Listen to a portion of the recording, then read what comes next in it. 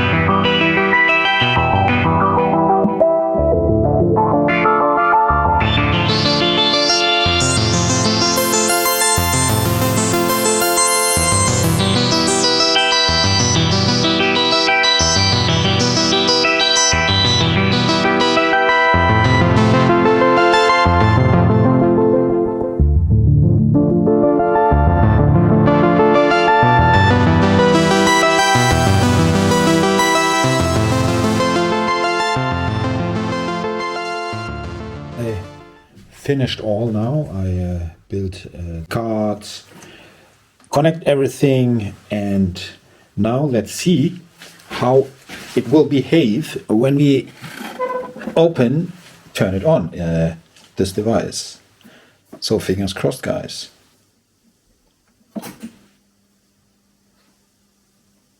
Okay, good. Everything seems to work. Now let's see. Okay.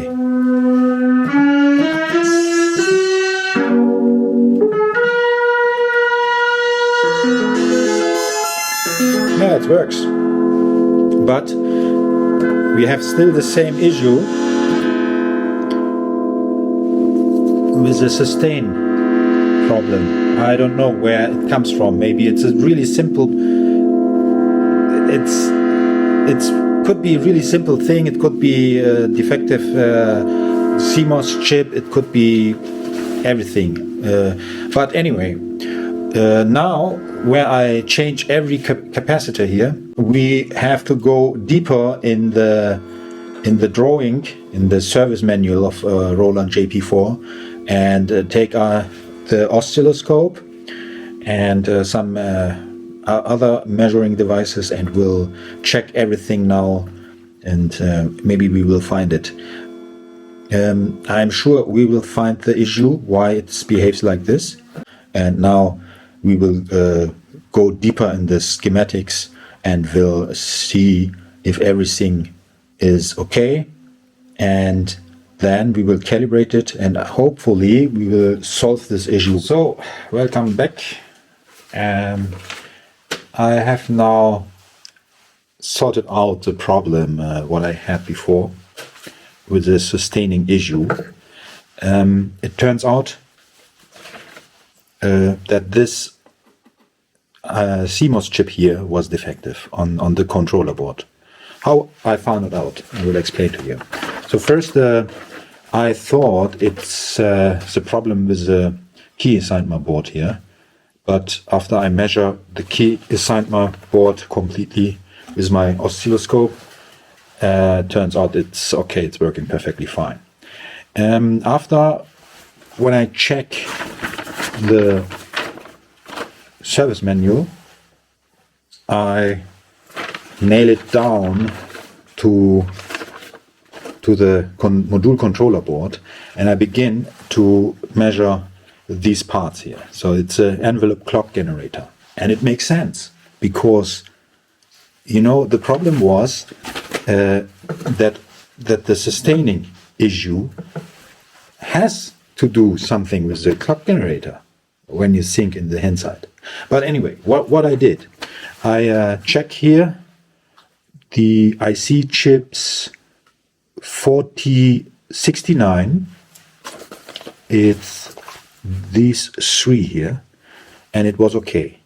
Then I go to this one here, it's the IC4, the 4049, and I make my pin-to-pin measurement from my scope, and it turns out that this chip was defective. In one channel, where I have here the gates, it turns out that we get a signal in, but we get no signal out. So here can you see my screenshots from my scope, and you can see that I measure here the input at pin 9, and this is the output at pin 10 from the inverting output. So we have a pretty good signal here. So at pin 5, you can see we have a good signal. And at pin 4, we have an inverting output. Perfect, the signal looks good. So also this output is okay. And we have here pin 7. As you can see, we have an input signal here. And when you look at pin 6, here you can see we have no output. So that means here we have definitely a problem with the IC4 chip. As you can see in the bottom right corner, the defective CMOS chip is glowing like a Christmas tree on the key assignment board here. Now that I have replaced the defective CMOS with a working one, the temperatures are now in the normal range. By the way, you can see here in the picture how the original processor on the key assignment board generates much more heat than the replacement CPU. As you can see, I solder this IC chip out from the module controller and make a socket on it. And I have here a working IC 4049, and because of I had it not in my stock, I switch it. I take this one here, it's the same IC chip from the key assignment board, and put it here, and then I didn't have the issue anymore. But of course, I had to fulfill here this empty part now, and I put it the defective IC here. Of course, I have also a problem now. Until I get this IC chip, I don't have it in my stock, so I have to wait until it arrives. And when I change this chip here, this machine will be completely fine. And what will be left is that I have to calibrate it in the end. So also the calibration process is well explained in the service manual. For that, I will show you later how it works. what I can tell you else is, as you can see, I have here now a really big capacitor. I changed it. Before I had a capacitor with 25 volts of voltage rating, and I changed it because in the service manual, it's really interesting. I found something really weird. So it's this part here. And here it says for C7 that it should be a capacitor with 100 microfarads, 16 volts. And the capacitor what I solder out from this module controller was 47 microfarads. So it's not the same what I have here on the service manual. I don't know why. Sometimes the manufacturers make a mistake also, so this is completely normal. And that's why I soldered this out and put a bigger capacitor here, 100 microfarads, and here is the voltage rating with the biggest one here now, 63 volts. It's not a problem with more headroom. But why I did it, I will show you. So this is a capacitor. It's basically a new one. It's from Panasonic. I ordered it from Mauser. And I don't know why, but when you look on the, I will make a photo of it to show you with a magnifying glass. But when you look closely, you can see it's already leaking. I don't understand this. This is completely new one. I ordered from Mauser. It's a capacitor from Panasonic, and I have here leakage. I don't know. Maybe manufacturing failure. I don't know. And that's why I see this during my socket installation here. I thought that this capacitor is basically bad. And of course, why I have here on the service manual 100 microfarads, and the original one, what I built out from this board, was 47 microfarads. I don't understand this. I have no explanation for that. So for that reason, I have here now a really big one, a beefier one, and I hope it will last a little bit longer than this one here, which is basically only a few days installed here, and I have already leakage. Maybe the voltage ratings here was not good. Possible that it was the bad IC chip here, and that it caused this problem with this capacitor. Possible. I don't know. I cannot verify it now. But for now, I have here a big one. I have a good IC chip, and now I don't have the problem anymore. I will show you when I turn this machine on. So when I turn this machine on, everything seems to be okay. And look what happened when I press a key. You see, the sustaining issue is no more existing here. Perfect. But of course, as the one chip is defective, I have still an issue, and it's because the key assignment board is not working perfectly because of the defective chip. As you see, I have here two same nodes on the two different keys. This will be fixed when I get the new IC chip. And by the way, all the capacitors here in this machine is now changed. As you can see, everything is new. And I have to tell you something about the processor here on the key assignment board. I changed it. This is a programmable microprocessor. It works cooler than the original one, and that's why I built out the original one, stored in an anti-static bag, and put it in my stock, and use here this one because I will show you in the thermal images why I will use this here instead of the new one, because it generates less heat than the original one. And yeah, this is how it looks like with all the new capacitors. I fix also the battery part here. I have here a new Molex connector. I have here inside a new battery. It's underneath here. And now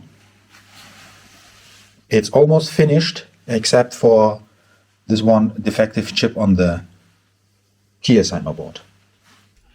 Okay guys, I have received my package from Mauser now, and here's the last chip that I need to bring this machine back to work. And I change now this chip here, this one. It's a 49 chip from Texas Instruments in this case. It's a inverter chip, nothing special, but this causes the malfunction here with the keys I mentioned earlier. So I didn't turn it on. You will be now live with me when I turn this machine on and check if everything works now. Finally, after so much work, so much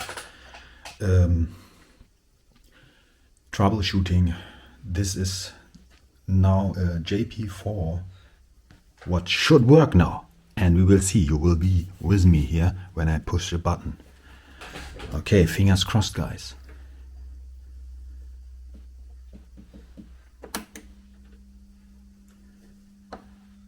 And here we are.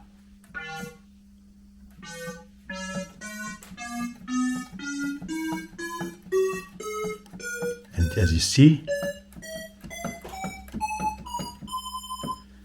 now it works, I guess, huh?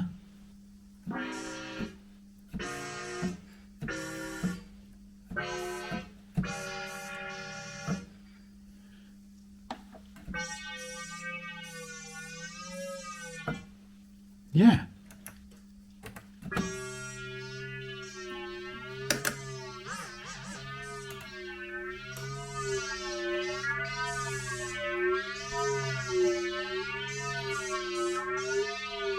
Yeah, it's working.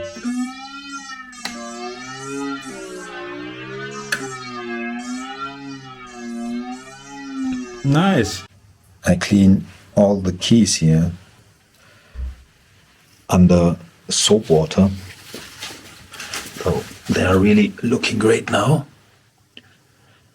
And also the small push buttons here.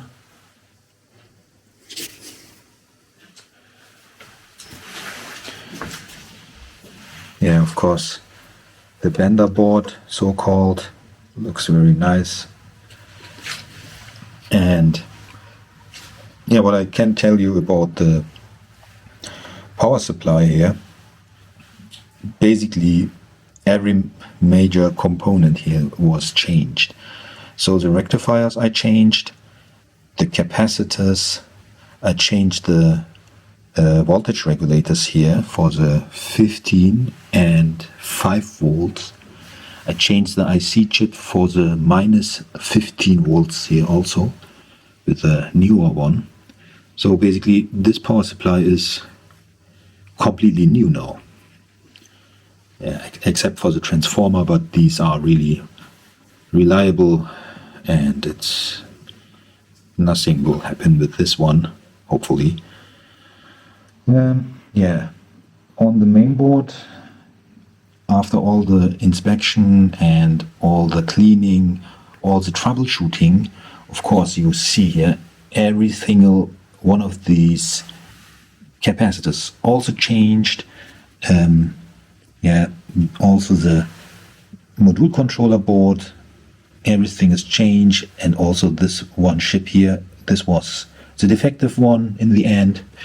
Then all the sound boards here also cleaned and changed, replaced, the capacitors was replaced, and here with the key assignment board, also every capacitor here was also changed.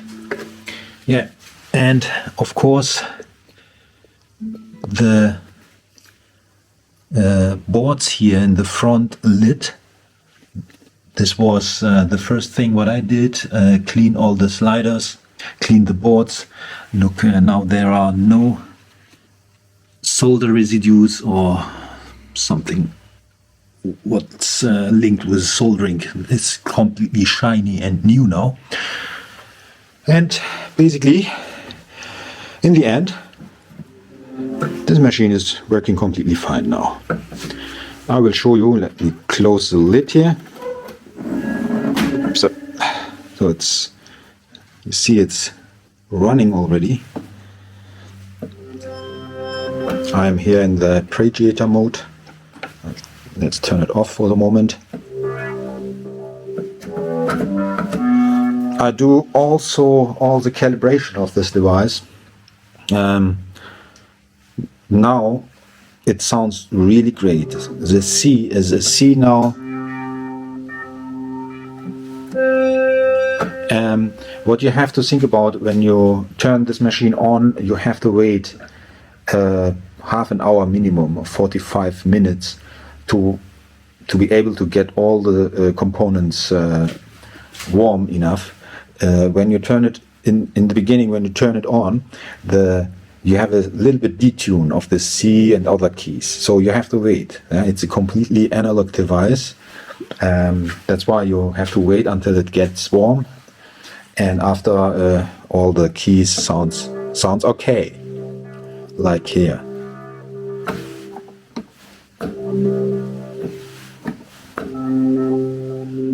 So let me play something on it, and then I will show you some videos during my playing session here about the thermal images I made through my restoration process.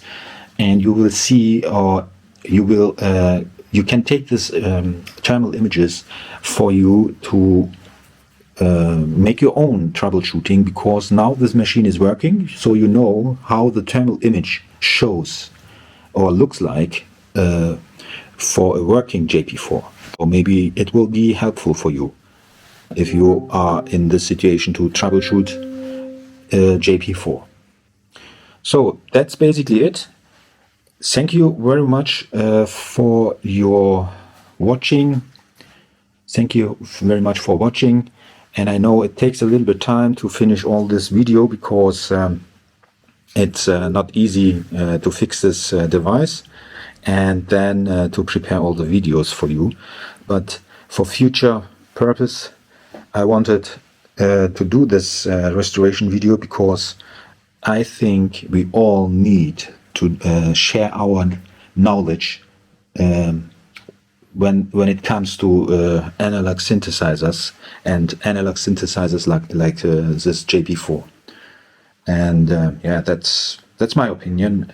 I think it will be a good starting point for you, maybe when you want to troubleshoot your JP4. Yeah. Good, thank you very much. And now let's see if I can play this device or not.